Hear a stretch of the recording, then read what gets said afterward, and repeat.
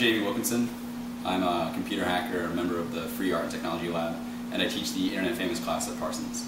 I studied economics and game theory in college, and I'd always been doing internet projects since I was a kid, and I worked on a couple of small startups kind of during the first .com boom, and worked remotely and contributed to a lot of open source projects.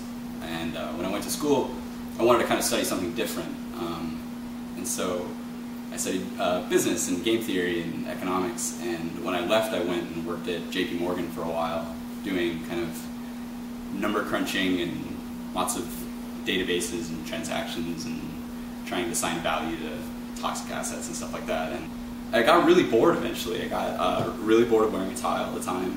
So I met James Powderly and Evan Roth from the Graffiti Research Lab. They were doing awesome work. I had no idea this stuff even existed. I said, there's no way I'm going back to banking, and started doing more and more internet consulting stuff. I started working here at Rocket Boom. We founded the Free Art and Technology Lab together, and I've kind of been producing projects like this ever since, and using that as experimentation ground for my studies. Actually, like I've been taking notes on the whole thing and measuring our performance the entire way, just like I used to do at the bank, except that instead of measuring bond values, I measured YouTube views. We all discovered really quickly that we're very competitive people, and so I just started kind of like keeping track of this stuff, and I had this Excel spreadsheet which said James is winning, Evan's winning, Jamie's winning, Steve's winning, whoever's winning. GRL was like always winning. It was we were very angry about that sometimes. But eventually we said, oh man, wouldn't it be really funny if there was a class where the score you get in Jamie's spreadsheet is your grade, and there's no homework or anything, and you're like, oh yeah, that'd be crazy. It'd be like Survivor. And so we pitched it to Parsons, where James and Evan were teaching, and they loved it, snatched up the idea, and we taught the Internet Famous class, which is the first algorithmically graded class in the history of academics. There's no homework and there's no tests, and the whole thing is a function of your traffic and how much web traffic you can generate. It's gotten really quite complex to try to track your presence on the internet, and so with this class that we taught, we said, okay, well, it's really hard to play ball on the internet.